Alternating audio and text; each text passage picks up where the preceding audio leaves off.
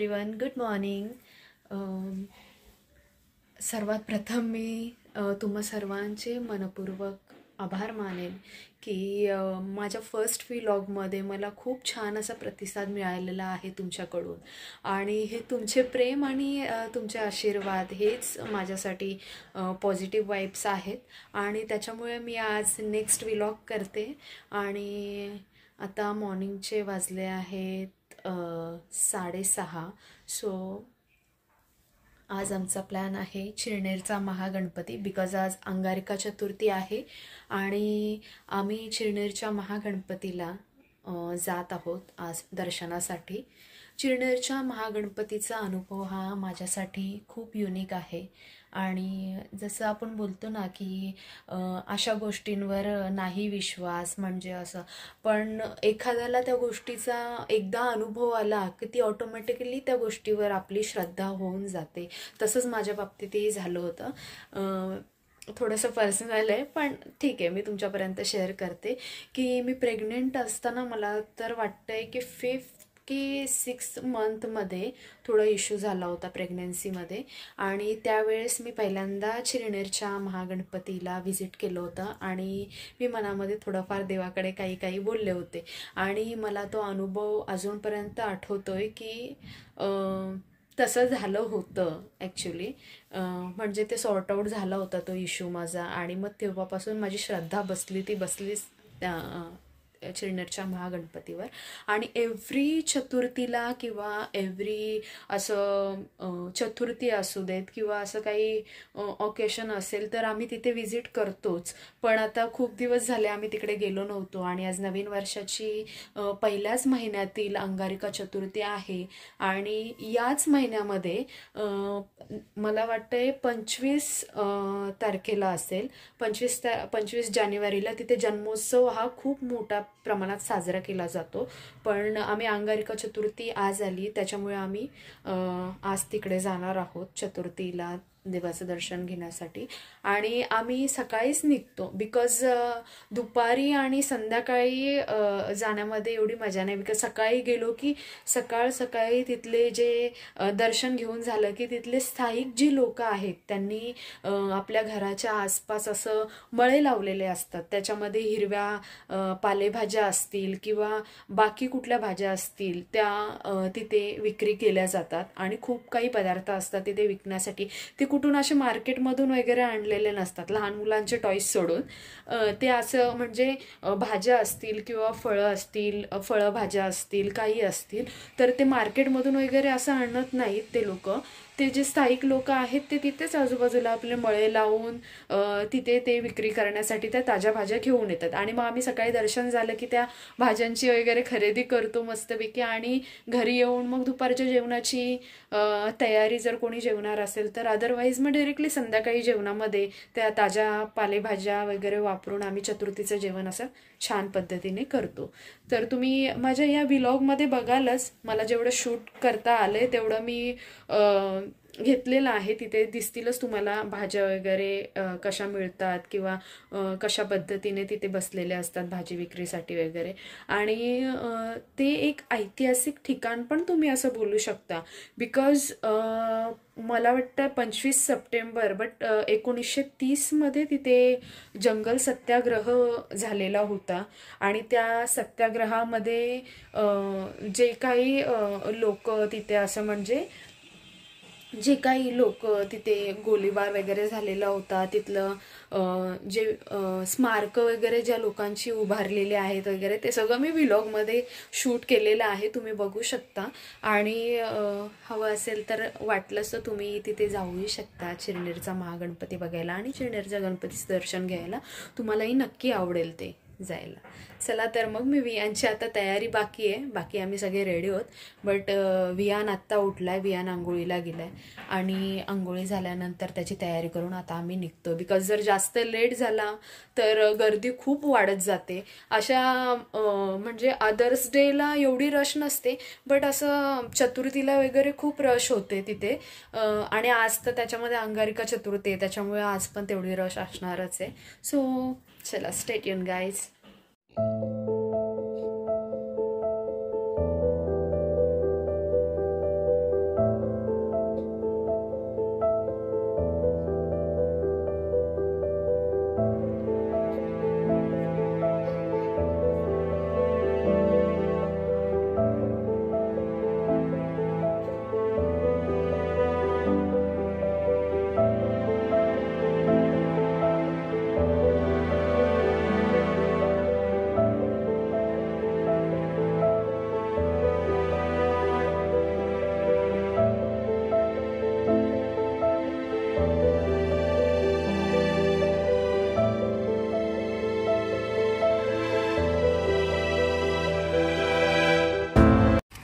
मंदिरामध्ये जाण्यासाठी गावातूनच एक छोटा रोड गेलेला आहे, चिरनेर या गावातून. सो आम्ही गाडी ही अलीकडेच पार्क केलेली आहे आणि तिथून आता आम्ही जात आहोत. आता भाजी बघा.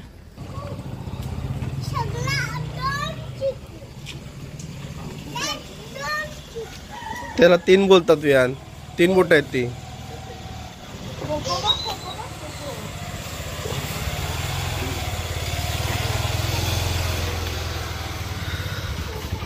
मॉर्निंगचा व्ह्यू बघा किती सुंदर असा आहे.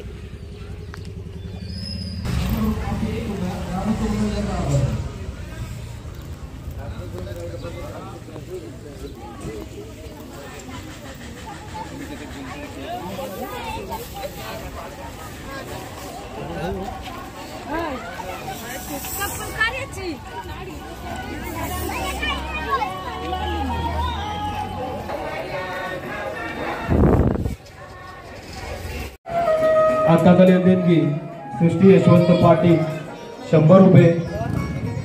अनंत मोतीराम पाटील दिगाटी 1 वतीने हार्दिक स्वागत. सालाबाद प्रमाणे दिनांक 25/1/2000. एवढं पाहूया.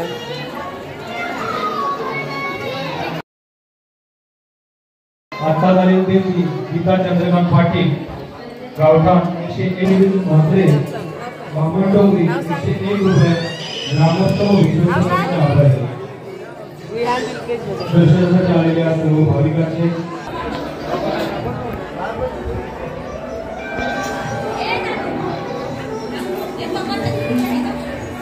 आता दिनपीठ भगत ओंकारपूजे 200 रुपये. ग्रामोत्सव विश्वसनीय आभार. सर्व भाविकांचे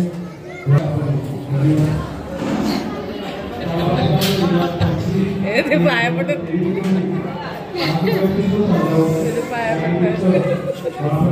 येडा.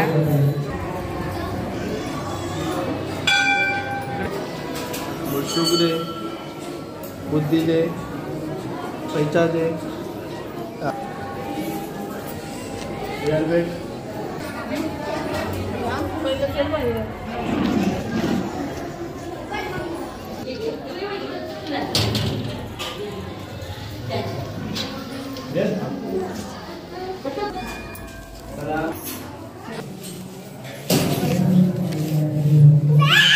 काय रे सॉरी.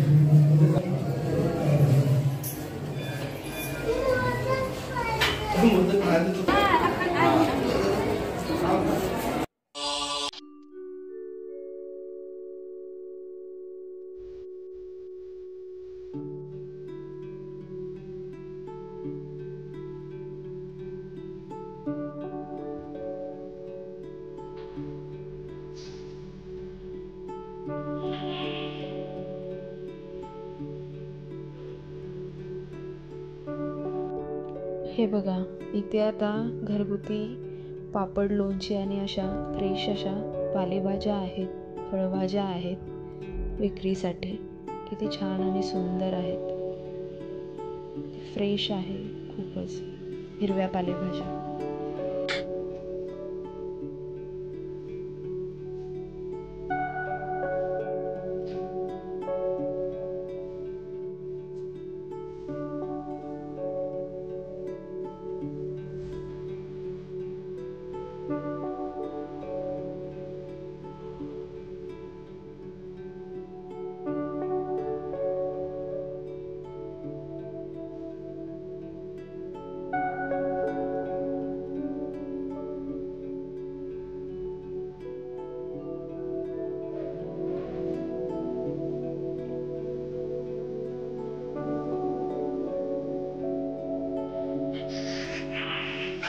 तुम्ही हे बघू शकता की मंदिराच्या साईडलाच हे हुतात्मा शिल्प स्मारक आहे, जे जंगल सत्याग्रहाच्या एक ऐतिहासिक घटनेपैकी आहे.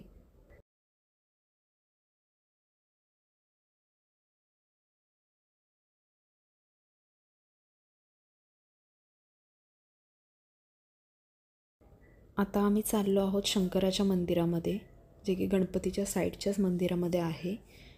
हे मध्ययुगीन काळातील मंदिर आहे, त्याच्यामुळे त्याचं बांधकाम आणि इथल्या मूर्त्या बघितलात तर हे मध्ययुगीन काळातील आहे. तुम्हाला दिसतच असेल पूर्ण दगडी बांधकाम आहे.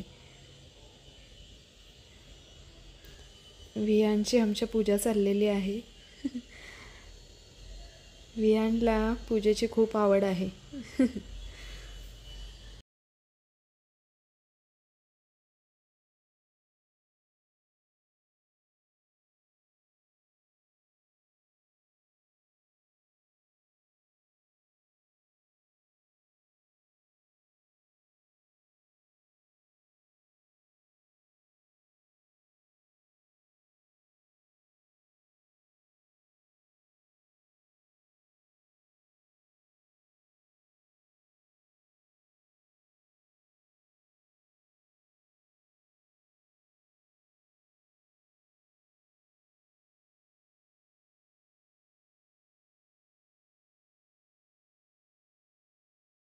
साईडला असे सुंदर तलाव आहे आणि या तलावालाच देव तलाव असंही म्हटलं जातं. आणि इथेच ती महागणपतीची मूर्ती सापडलेली होती आणि ती मूर्ती खूप लहान होती, बट आता ती तिळातिळाच्या आकाराने मोठी होत आहे मूर्ती. आणि हीच हे खासियत आहे, हा महिमा आहे शिरनेर या गावाचा. वियांची शॉपिंग चालू झालेली आहे आता इथे.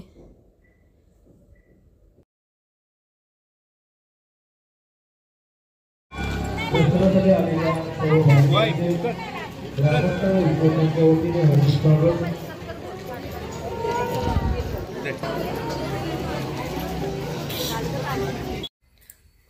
10 वाजून गेलेले आहेत. फायनली आता आम्ही घरी आलो आहे. दिलपेश शॉपमध्ये गेला आहे ब्रेकफास्ट वगैरे करून. आणि यांसुद्धा आता जस्ट स्कूलमध्ये गेलेला आहे. आणि आता मी ज्या तिकडून भाज्या वगैरे जे काय आणलेल्या आहेत ते सगळं क्लिनिंग वगैरे करून संध्याकाळच्या जेवणाची तयारी करून ठेवणार आहे. बिकॉज दिवसभर फास्टिंग असल्या कारणाने मी आत्ता काही दुपारचं जेवण करणार नाही.